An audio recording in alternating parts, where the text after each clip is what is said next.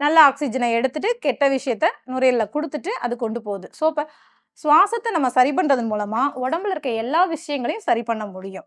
இன்னைக்கு நான் தூங்கி எந்திரிக்கும்போது நல்லா ஆரோக்கியமா இருந்துச்சு. ஃப்ரெஷ்ஷா இருந்தது. எப்பவுமே எழுந்திரிக்கும்போது சைனஸ் பிரச்சனைய சரி பண்ணுது.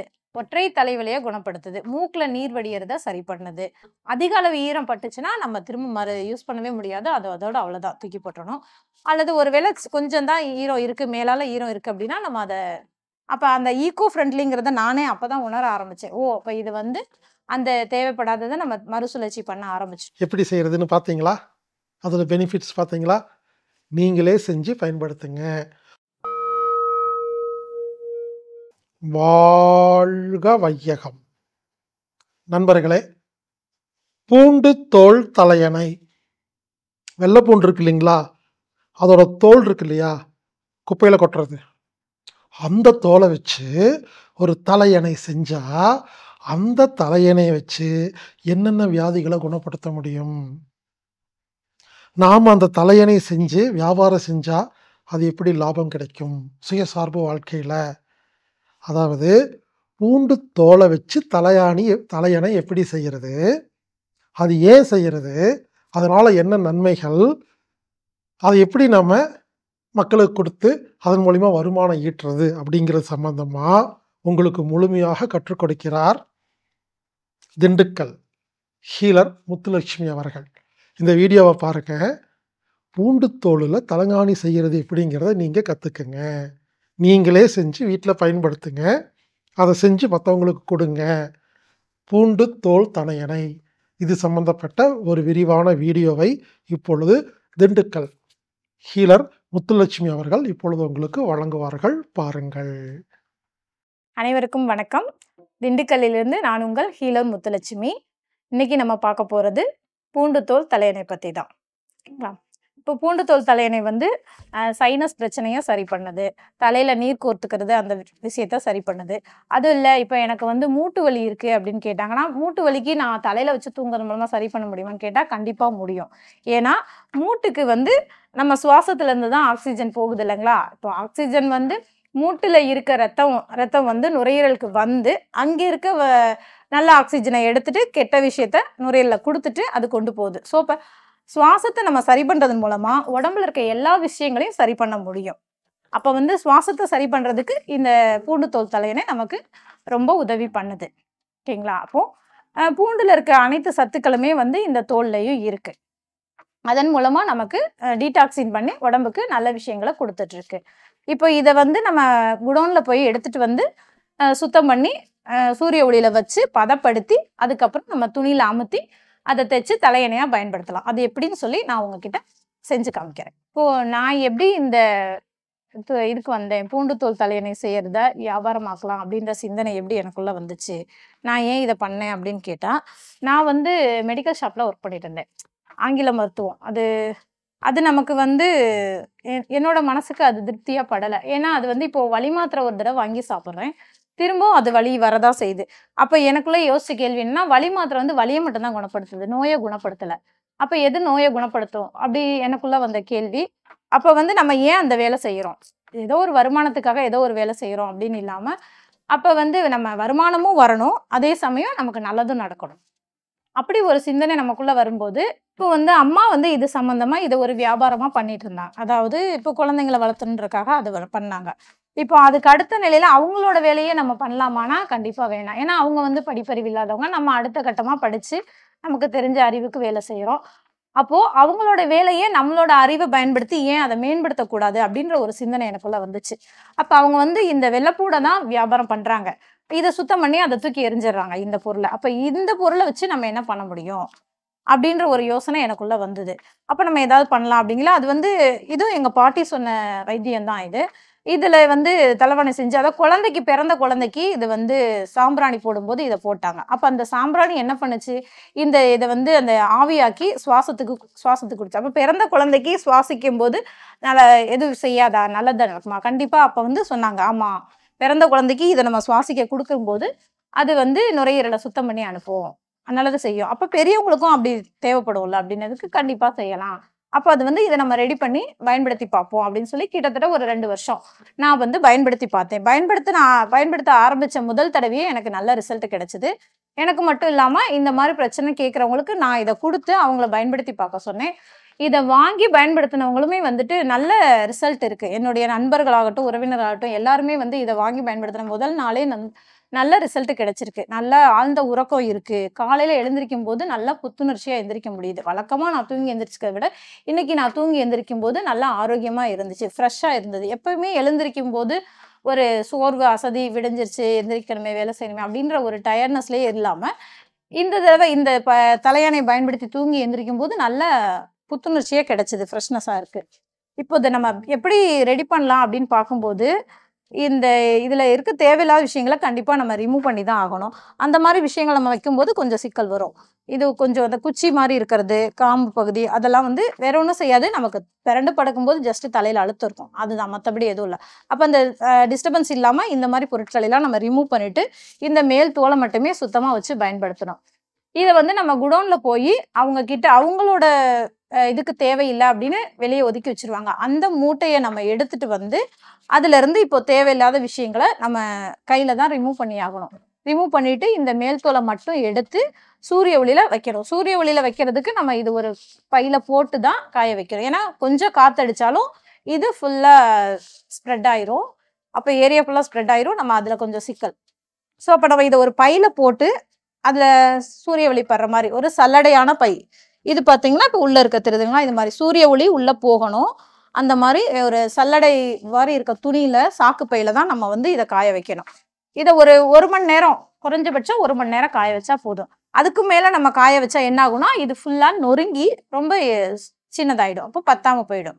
அப்படி இல்லாம ஓரளவு பதமா காய வைக்கணும். கிட்டத்தட்ட ஒரு நல்ல சூரிய ஒளி இருக்கும்போது 1 மணி நேரம் வச்சா போதும். அதை முன்பக்கம் பின்பக்கம் நம்ம பெரட்டி வைக்கணும். இப்போ அப்படி காய வைக்கும் போது பாத்தீங்கன்னா இப்போ இதுல அரை மணி நேரம் சூரிய ஒளி இதுல படுதுன்னா இங்க மட்டும் காஞ்சிரும். அடியில இருக்க பகுதி ஈரப்பதமாவே இருக்கும்.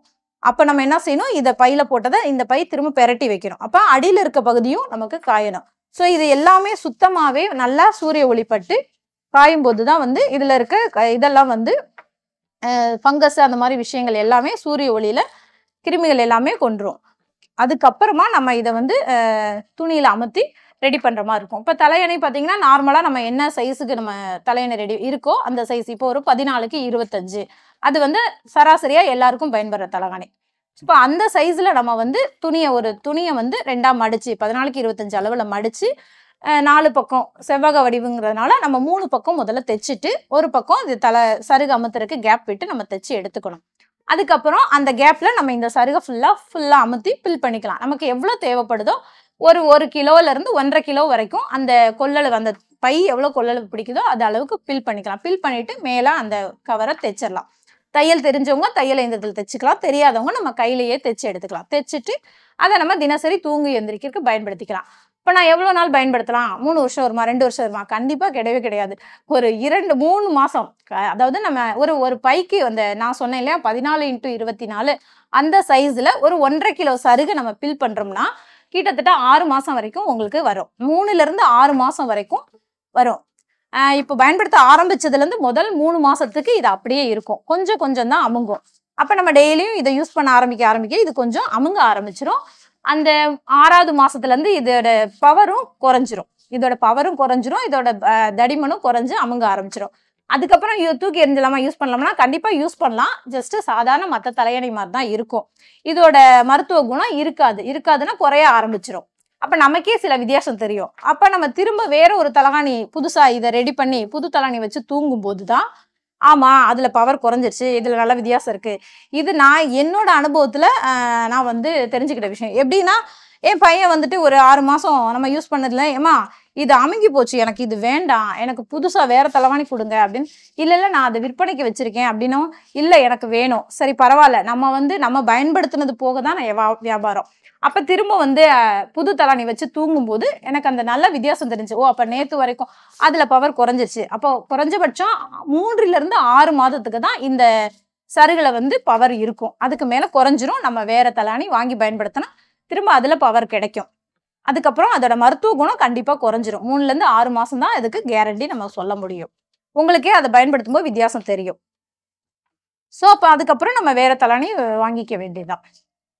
இப்போ இந்த தலையணை வந்து மத்த தலையணையில இருந்து எப்படி வேறுபடுது?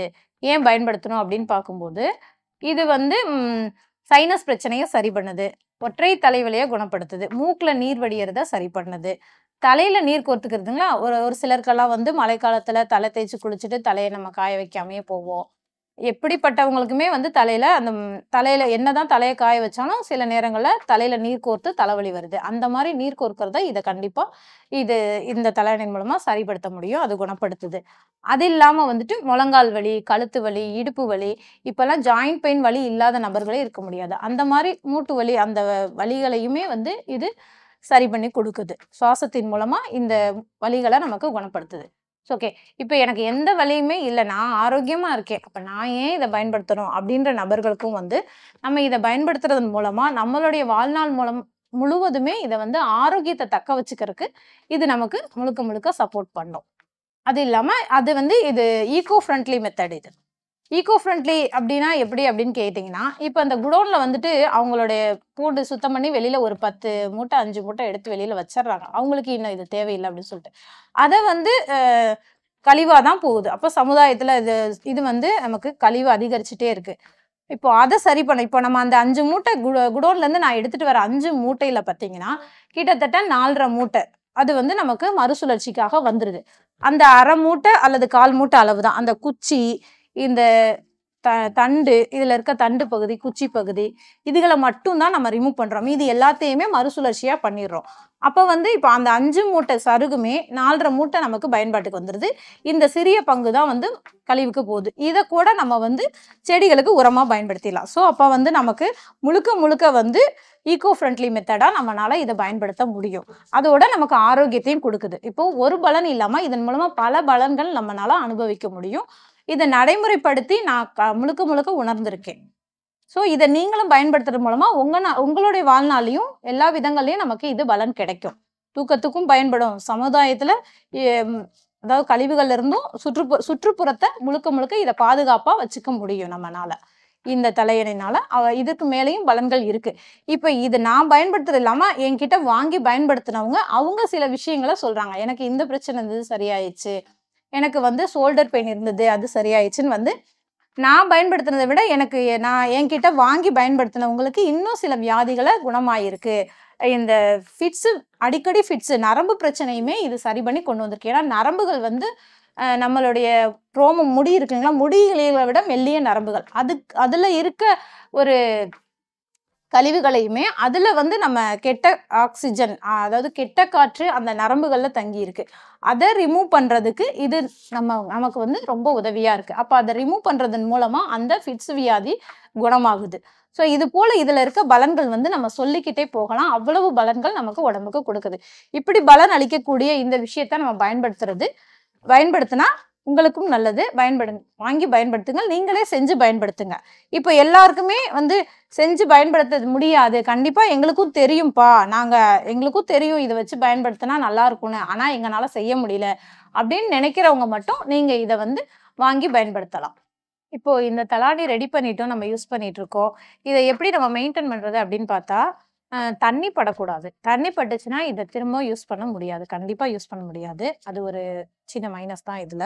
அகைன் வந்து என்னன்னு பார்த்தீங்கன்னா, இப்ப நம்ம தலையில ஈரம் இருக்கு அல்லது ஏதாவது ஈரத்தோடயே நம்ம சப்போஸ் ஈரத்தோடயே படுத்துட்டோம். அது தலையணையில ஈரம் விழுந்துருச்சு அப்படின்னா, மறுநாள் திரும்ப நம்ம வந்து சூரிய ஒளியில காய வச்சு எடுத்து வச்சிடணும்.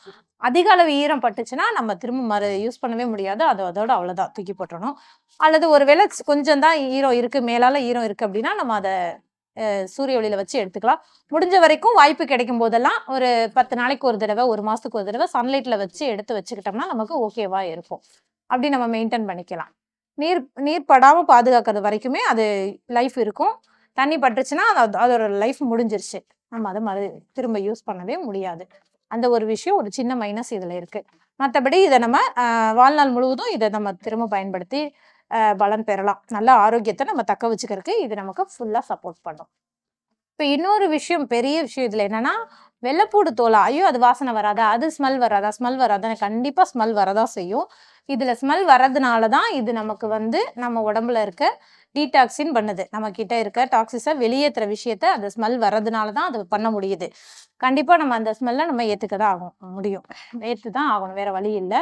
இது ஸ்மெல் வராதுக்காக நம்ம வேற ஏதாவது நம்ம சேர்க்கும்போது இதோட மருத்துவ பலன் மாறுறதுக்கு வாய்ப்பு இருக்கு. அதனால நம்ம அந்த ஸ்மெல்லை கண்டிப்பா ஏற்றுக்க தான் வேணும். ஸ்மெல் வரதான் செய்யும் கண்டிப்பா. முதல்ல எல்லாம் நான் யோசிச்சேன், எல்லாரும் இப்படி கேட்கும்போது ஸ்மெல் வராதா, ஐயோ ஆமா ஸ்மெல் வரும், அப்போ இதை பயன்படுத்த முடியாதா, அப்போ அது ஒரு தயக்கம் இருந்துச்சு. கண்டிப்பா இதை அந்த தயக்கத்தோட பயன்படுத்தினோம்னா வாய்ப்பு இல்லை. ஆனாலும் இது எதுக்காக நம்ம பயன்படுத்துறோம், நம்ம உடம்புல இருக்க டாக்ஸிஸை வெளியேற்றுறதுக்காக, நமக்கு ஆரோக்கியத்தை கொடுக்கறதுக்காக. அப்ப இது மருத்துவ குணம் இருக்கு, கண்டிப்பா அந்த வாசனையும் இருக்கதான் செய்யும். அந்த வாசனை இருக்கிறதுனால தான் அது உடலை சரி பண்ணுது. அப்போ கண்டிப்பா அதை நம்ம ஏற்றுக்கொள்ளதான் வேணும், வேற வழி கிடையாது.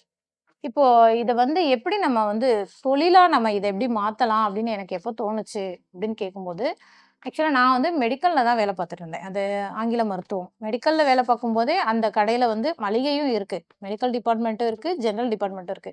இப்போ எனக்கு ஒரு சந்தர்ப்ப சூழல் வசமா ஜெனரல் டிபார்ட்மெண்ட்டுக்கு இடமாற்றம் செஞ்சுட்டாங்க. என்னுடைய பணி ஜெனரல் டிபார்ட்மெண்ட்டுக்கு மாறிடுச்சு. அந்த ஜெனரல்ல இந்த மாதிரி வெள்ளைப்பூடு, அரிசி இந்த பொருட்கள்லாம் இருக்கும்போது இந்த பூண்டு, அந்த டிபார்ட்மெண்ட்ல இருந்த பூண்டை சுத்தம் பண்ண சொல்லி ஒரு தடவை எனக்கு கொடுத்துட்டாங்க. அதை நான் போய் ரூம்ல வச்சு சுத்தம் பண்ணி எடுத்துட்டு வரும்போது இந்த சருகு கையில கிடைச்சது. அப்ப எனக்கு அதுக்கு முன்னாடி வந்த இறந்த கால நிகழ்வுகள், என்ன லைஃப்ல நடந்த விஷயம் ஒரு தடவை ஞாபகம் வந்தது. ஒரு தடவை அம்மா இது ரெடி பண்ணி எனக்கு அக்காவுக்கு கொடுத்து, அவங்களுக்கு சைனஸ் பிரச்சனை இருந்தது, சரியானது எனக்கு ஞாபகம் வந்துச்சு. அப்ப நான் திரும்ப வீட்டுல போய் அம்மா கிட்ட கேட்டேன், அம்மா இந்த மாதிரி இந்த சருகெல்லாம் நம்ம போயிட்டு கலெக்ட் பண்ணிட்டு இதை செய்யலாமா அப்படின்னப்ப, வழக்கமா எல்லார் வீட்லயும் சொல்ற மாதிரி என் வீட்லயும் எதிர்ப்பு தான் வந்தது. இருந்தாலும் நான் நினைச்சதை செஞ்சுதான் ஆகணும் அப்படின்ற ஒரு பிடிவாதத்துல இருந்ததுனால நான் பிடிவாதமா அம்மாவை கூட்டிட்டு போய் சேகரிக்க ஆரம்பிச்சோம். நான் ஒரு சின்ன சின்ன கடைகள்ல கொஞ்சம் கொஞ்சமா கிடைக்கும், எல்லாத்தையும் மொத்தமா கலெக்ட் பண்ணி ரெடி பண்றதுக்கு டைம் எடுக்கும் அப்படின்ற ஒரு யோசனைல தான் போனோம். அப்புறம் அம்மா கூட்டிட்டு போய் அம்மா அறிமுகப்படுத்தி வச்சு அந்த வெள்ளைப்பூடு குடோன்னு சொல்லுவாங்கல்ல, வெளியூர்களுக்கெல்லாம் மொத்தமா ஏற்றுமதி பண்ற ஒரு குடோன். அங்கே பார்த்தா கிட்டத்தட்ட ஒரு 2, 3 மூட்டை, ஒரு 5 மூட்டை அந்த மாதிரி அவங்க கடைக்கில இருந்து பயன்பாட்டுக்கு போக மிச்சம் அது வேஸ்ட்டுன்னு சொல்லி எடுத்து வெளியில வச்சிருந்தாங்க. 5 மூட்டை சருகு ஒரே இடத்துல நம்ம பார்த்தோன்னே எனக்கு ரொம்ப சந்தோஷமா தான் இருந்துச்சு. ஏன்னா கடைகள்ல கொஞ்சம் கொஞ்சமா கலெக்ட் பண்ணி நம்ம ரெடி பண்ண போறோமா, எத்தனை ரெடி பண்ண முடியும் அப்படி யோசிச்ச இடத்துல ஒரு 5 மூட்டை ஒரே நேரத்துல கிடைச்சதுங்களே எனக்கு ரொம்ப சந்தோஷம். அப்புறம் அதை எடுத்துட்டு வெயிலில வச்சு சுத்தம் பண்ணி ரெடி பண்ணும்போது நமக்கு ஓரளவு ஒரு 5 மூட்டை இதுல எனக்கு ஒரு குறைஞ்சபட்சம் 10 தலையணை கிடைச்சது. அப்ப அந்த ஈகோ ஃப்ரெண்ட்லிங்கிறத நானே அப்பதான் உணர ஆரம்பிச்சேன். ஓ, அப்ப இது அந்த தேவைப்படாததை நம்ம மறுசுழற்சி பண்ண ஆரம்பிச்சிட்டோம். அவங்களுக்கு 5 மூட்டையும் வேண்டான்னு தூக்கி எறிஞ்சதுல நம்ம ஒரு 1/4 மூட்டை தான் குப்பையில போட்டோம் வேண்டான்னு. அப்ப மீதி 4.5 பங்கு அளவு நமக்கு மறுசுழற்சிக்கு வந்துருச்சு. அகைன் இதுல ஈகோ ஃப்ரெண்ட்லி இருக்குன்னு நான் கத்துக்க ஆரம்பிச்சேன். இப்போ இதை நான் செய்ய ஆரம்பிச்சதுல இருந்து ஒரு சூழ்நிலையிலையும் புதுசா நிறைய விஷயங்கள் இதுல இருக்க பலன்களை நான் தெரிஞ்சுக்க ஆரம்பிச்சேன். இதை இன்னும் நம்ம அடுத்த கட்டத்துக்கு கண்டிப்பா கொண்டு போகலாம் நான் நம்புறேன். இப்போ இதை நம்ம எப்படி ரெடி பண்றது அப்படிங்கிறத நம்ம பார்க்கலாம். வெள்ளைப்பூண்டோட அந்த மேல் தோல் சருகு பார்த்தீங்கன்னா அதுல தூசி, குப்பை அதெல்லாம் இருக்கும், பேப்பர்ஸ் எல்லாம் இருக்கும். அதெல்லாம் நம்ம ரிமூவ் பண்ணணும். அந்த வெள்ளைப்பூண்டோட ஸ்டிக்கு, குச்சி, அந்த வேர் பகுதி, அப்புறம் கெட்டுப்போன பூண்டுகள், அந்த மாதிரி ஃபங்கஸ் இருக்க பூண்டு, அந்த நடுவுல இருக்க குச்சி போன்ற பகுதி, அவைகளை எல்லாம் ரிமூவ் பண்ணணும். முதல்ல அதை ஃபுல்லா ரிமூவ் பண்ணி அந்த மேல் தோல்களை மட்டும் தான் சேகரிக்கணும். நம்ம அதை மட்டும் சேகரித்து சூரிய ஒளியில காய வைக்கணும். ஒரு 1/2 மணி நேரத்துல இருந்து 2 மணி நேரம் வரைக்கும் நம்ம காய வைக்கலாம். நல்ல சூரிய ஒளி அடிக்கும் போது ஒரு 1 மணி நேரம் காஞ்சாவே போதும். அது இல்லாம நம்ம அதிக நேரம் சூரிய ஒளியில வைக்கிறது மூலமா அது ரொம்ப நொறுங்கி துகள்களா, சின்ன சின்ன துகள்களா மாறிடும். அப்புறம் அதை பயன்படுத்த முடியாது நம்ம. அதனால இதை நம்ம காய வைக்கும் போது கொஞ்சம் பக்குவமா குறைஞ்சபட்சம் 2 மணி நேரம், அதுக்கு மேல நம்ம வைக்க தேவையில்லை. அந்த மாதிரி வைக்கணும். அதே மாதிரி சுத்தம் பண்ணும்போது நம்ம கவனமா அந்த குச்சிகள், வேர் பகுதிகள் அனைத்தையும் நீக்கிட்டு மேல் தோல்கள் மட்டும்தான் இருக்கணும். அந்த தோல் பகுதிகளை மட்டும்தான் முழுக்க பிரிச்சு நம்ம சேகரிக்கணும். 2 மணி நேரம் சூரிய ஒளியில காய வைக்கணும். அதுக்கப்புறம் அதை நம்ம தலகாணியா தைச்சு அதை ஃபில் பண்ணணும். தலகாணியில முழுசா அதை ஃபில் பண்ணி நமக்கு எவ்வளோ தேவைப்படுதோ அந்த அளவு தலகாணியில ஃபில் பண்ணிட்டு மேலே நம்ம தைச்சுக்கலாம். தைச்சு அதை நம்ம பயன்படுத்தலாம். பயன்படுத்தும் போது நம்ம முடிஞ்ச வரைக்கும் 10 நாளைக்கு ஒரு தடவை அதை சன்லைட்ல வச்சு, சூரிய ஒளியில வச்சு எடுத்து நம்ம திரும்ப பயன்படுத்தணும். அதுல முடிஞ்ச வரைக்கும் தண்ணீர் படாத அளவுக்கு ஈரப்பதம் இல்லாத இடத்துல பயன்படுத்தணும். ஈரப்பதம் வராம நம்ம பாதுகாக்கணும். அப்படிதான் நம்ம மெயின்டைன் பண்ண முடியும். அப்படி பயன்படுத்தும் போது 3ல இருந்து 6 மாதம் வரைக்கும் பயன்படுத்தலாம். இப்போ இந்த தலையணையா எப்படி பண்றது அப்படின்னு பார்க்கலாம் நம்ம. இந்த சருகை நம்ம சுத்தம் பண்ண போறோம். இது சுத்தம் பண்ணும்போது பார்த்தீங்களா, இந்த மாதிரி பூண்டு, அதோட இந்த பூஞ்சையா இருக்கிற பூண்டு, அந்த மாதிரி விஷயங்கள் எல்லாம் நம்ம ரிமூவ் பண்ணணும். இந்த குச்சி, இந்த மாதிரி பகுதிகள் எல்லாம் நம்ம கண்டிப்பா அதை சுத்தம் பண்ணியதாகணும். இந்த மாதிரி ஒரு பீஸ் இருந்தாலும் அதுல இருந்து துகள்கள்லாம் மற்றதுல பரவ ஆரம்பிச்சிடும். அப்படி நம்ம விடக்கூடாது. அந்த மாதிரி இல்லாம சுத்தமா நமக்கு தேவை இந்த மேல் தோல் மட்டும்தான். ஸோ அதை ஒரு தடவை முழுசா நம்ம தேடி எடுத்துக்கணும். ஃபுல்லா எல்லா இதுலயும் இப்போ இது ஃபுல்லாவே நமக்கு சுத்தமானது. இந்த பொருள் எல்லாம் அதுக்குள்ள இருந்து நம்ம இப்போ ரிமூவ் பண்ணி எடுத்துருக்கோம். ஸோ இப்போ இதை ரிமூவ் பண்ணதுக்கு அப்புறம் இது முழுக்க முழுக்க நம்ம பயன்பாட்டுக்கு வந்துடும். இதை நம்ம திரும்ப சூரிய ஒளியில வச்சு எடுக்கணும். நம்ம இப்போ சூரிய ஒளியில வச்சு எடுத்தோடனே இந்த பாருங்களேன், இந்த சவுண்டு கேட்கும், முறுன்னு நமக்கு அந்த வித்தியாசம் தெரியும். இது சுத்தமா இதுல எதுவுமே இல்லை, கிளீனான பயன்பாட்டிற்கு ரெடியான சருகு. இது நல்லா முறுன்னு சவுண்டு கேட்குது இல்லைங்களா? அந்த மாதிரி அப்போ நம்ம காஞ்சிருச்சு, இது இந்த மாதிரி எதுவுமே இல்லாத அளவுக்கு நம்ம பாதுகாத்துக்கலாம். இந்த குச்சிகள்லாம் எடுத்துடலாம். இப்போ இதை இந்த தலையணை ஃபுல்லா இதுல அமர்த்தியாச்சு. இந்த தலைவாணி ஃபுல்லா இந்த சருகை அமர்த்தியாச்சு. இதை நம்ம தைச்சிருவோம். தையல் இயந்திரம் இருக்கிறவங்க மிஷின்ல தைச்சிக்கலாம். தையல் தெரியாதவங்க நம்ம கையிலேயே இதை லாக் பண்ணிக்கலாம். இந்த இதை ஊசி நூல் வச்சு கையிலேயே தைச்சிக்கலாம். தைச்சு பயன்படுத்துக்கு ரெடி ஆயிடுச்சு. இப்போ இப்போ இந்த சருகை ஃபுல்லா இதுல அமுத்தி இந்த மேல இந்த பகுதியும் தைச்சிட்டோம். இது ஃபுல்லா லாக் பண்ணியாச்சு. இப்போ முழுசா ரெடி ஆயிடுச்சு. இதை நம்ம பயன்படுத்தலாம். பயன்பாட்டுக்கு ரெடி ஆயிடுச்சு. இதை எல்லாருமே உங்க வீட்டில் ரெடி பண்ணி பயன்படுத்துங்க. வீட்டில் செய்ய முடியாதவங்க அம்மி தற்சார்பு சந்தையில வாங்கி பயன்படுத்துங்க. வாழ்க வளமுடன்.